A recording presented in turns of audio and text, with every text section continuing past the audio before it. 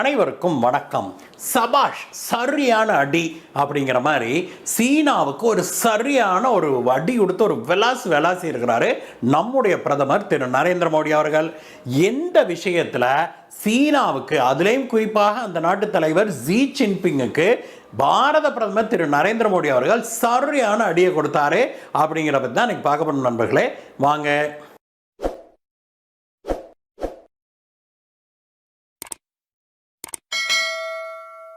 நண்பர்களே, நாளைக்கு கசக்ஸ்தான் நாட்டில் ஸ்கோ மாநாடு, ஷாங்காய் கோஆபரேஷன் ஆர்கனைசேஷனுடைய அடுத்த உச்சி மாநாடு நடக்கவிருக்குது. அந்த மாநாட்டுக்கு நம்முடைய பிரதமர் திரு நரேந்திர மோடி அவர்கள் நேரில் போக மாட்டாரு அப்படிங்கிறது தான் இன்றைக்கு உலகம் முழுவதும் பரபரப்பாக பேசப்பட்டு வருது. ஏன் அப்படின்னா, இந்த ஸ்கோ மாநாட்டுக்கு அதீத முக்கியத்துவத்தை இந்தியா கொடுத்து வந்தது. இந்த ஸ்கோ அமைப்பை துவங்குவதற்கு முக்கிய காரணமாக இருந்தது சீனா அப்படின்னாலுமே கூட அதுல இந்தியாவும் ஒரு மிக முக்கியமான அங்கத்தினராக சேர்ந்தது. இந்த ஸ்கோ மாநாட்டில் பல நாடுகள் இருக்குது. குறிப்பாக இந்த பகுதி, அதாவது தெற்காசியா மற்றும் மத்திய ஆசியாவை சேர்ந்த நாடுகளான சீனா, இந்தியா, பாகிஸ்தான், கசக்ஸ்தான் உள்ளிட்ட பல நாடுகள் இதில் கலந்து கொண்டிருக்குது. ஆப்கானிஸ்தானும் கூட இதுல பார்வையாளராக இருக்குது. இந்த அமைப்புல ரஷ்யாவும் இருக்குது அப்படிங்கறத நம்ம மறந்து விடக்கூடாது. இந்த அமைப்புல முக்கியமான 2 எக்கனாமிக் சூப்பர் பவர்கள் இருக்குது. அதுல ஒன்னு இந்தியா, இன்னொன்னு சீனா. அதனாலதான் இந்த அமைப்பு துவங்கியிலிருந்து முதல் 5 உச்சி மாநாடுகளுக்கு பாரத பிரதமர் திரு நரேந்திர மோடி அவர்களே நேரடியாக சென்று கலந்து கொண்டாரு. ஆனால் அதற்கு பிறகு, கோவிட் வந்த பிறகு இந்த உச்சி மாநாடுகள்லாம் இந்த டெலிகான்ஃபரன்ஸ் முறையில் நடத்தப்பட்டது. ஆனாலும் கூட சென்ற ஆண்டு 2023ஆம் ஆண்டு இந்தியாவுடைய தலைமையில் தான் இந்த உச்சி மாநாடு நடத்தப்பட்டது. இருந்தாலும் கூட கோவிட் பிரச்சனைகள்லாம் தீர்ந்து விட்டாலும் கூட இந்தியா இந்த அமைப்பின் உச்சி மாநாட்டை டெலிகான்ஃபரன்ஸ் முறையில் தான் நடத்தினாங்க. இப்பொழுது கசக்ஸ்தான்ல நேரடியாக இந்த ஸ்கோ அமைப்பு நாட்டு தலைவர்கள் எல்லாருமே சந்திக்கிறாங்க. அதுக்கு நேரடியாக செல்லாத ஒரே முக்கிய நாட்டு தலைவர் பாரத பிரதமர் திரு நரேந்திர மோடி அவர்கள் தான். அவருக்கு பதிலாக நம்முடைய கொள்கைகளை அங்க போய் பேசுவதற்காக, கலந்து கொள்வதற்காக செல்கிறாரு நம்முடைய வெளியுறவுத்துறை அமைச்சர் திரு ஜெய்சங்கர் அவர்கள்.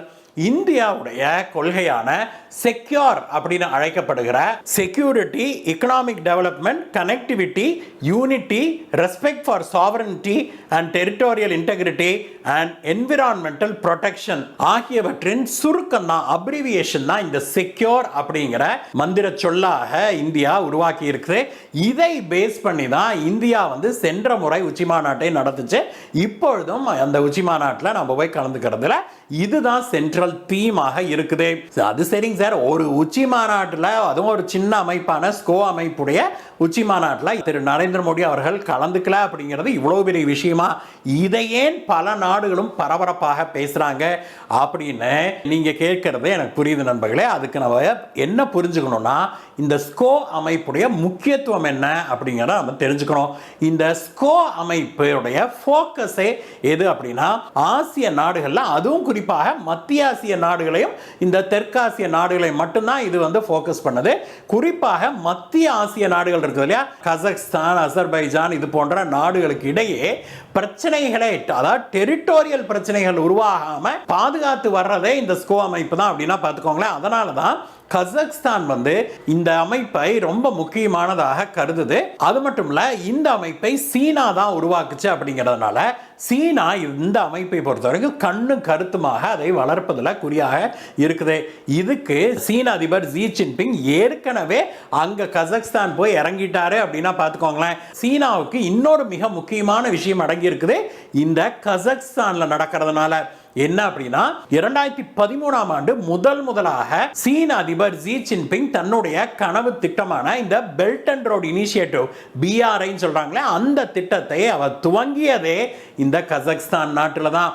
கசக்ஸ்தான் ஒரு சிறிய நாடாக இருந்தாலுமே கூட சீனாவோடு கிட்டத்தட்ட 40 பில்லியன் அமெரிக்கன் டாலர் அளவுக்கு வர்த்தகம் செய்கிற அளவுக்கு சீனாவுக்கு முக்கியத்துவம் வாய்ந்த நாடாக இது அமைந்திருக்குது.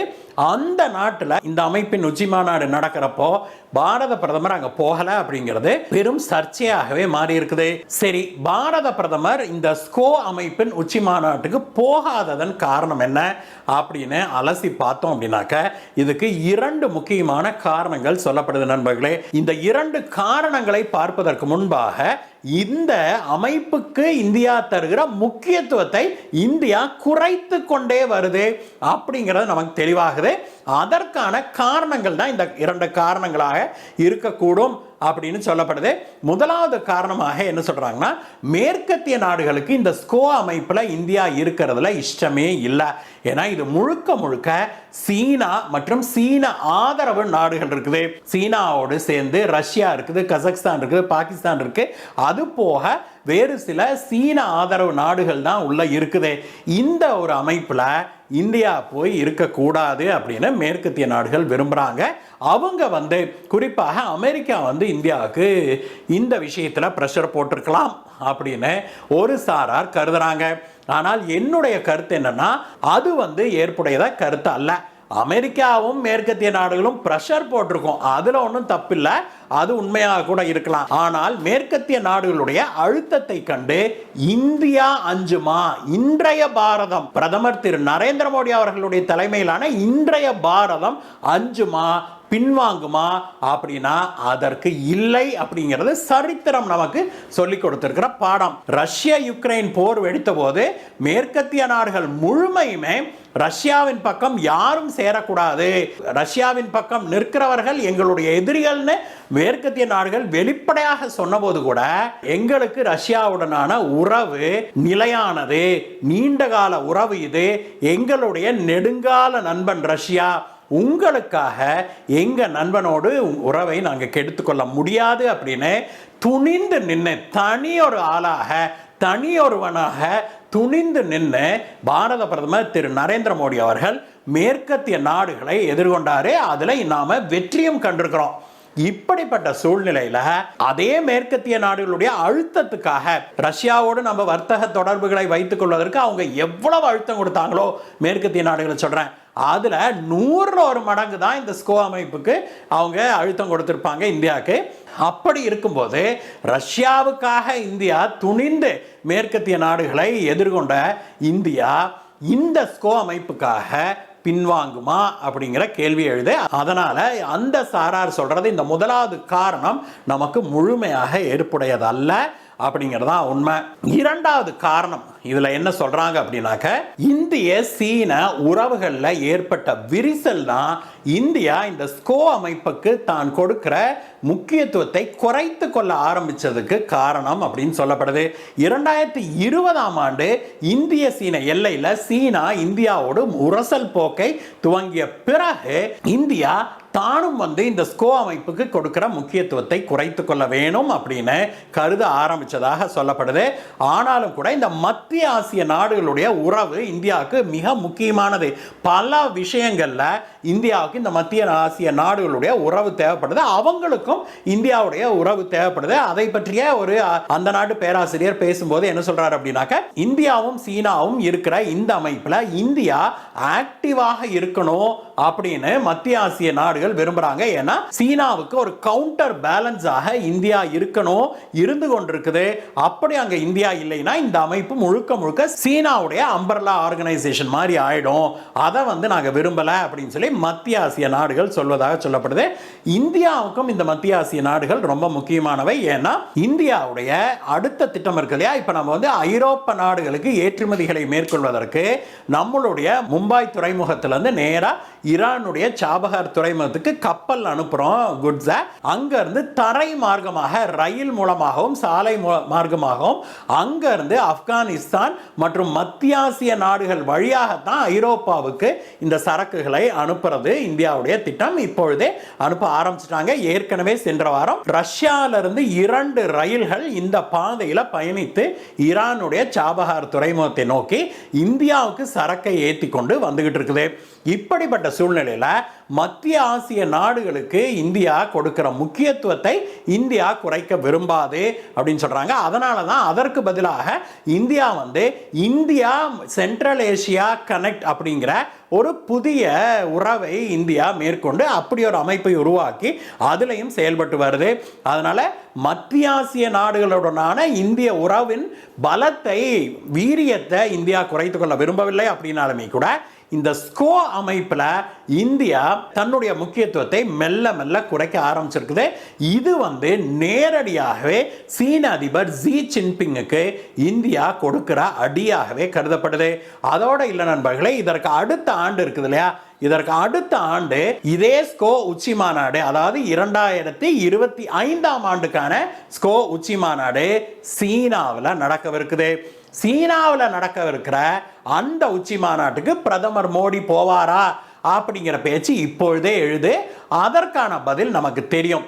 அரசியல்ல எது வேணா நடக்கலாம், ஆனா புறமுதுகுல குத்துவதையும் துரோகம் செய்வதையும் நமக்கு தேவையான சமயத்தில் நம்மளை கால வாருவாங்க இல்லையா, அதையும் எளிதில் யாரும் மறக்க போறதில்லை.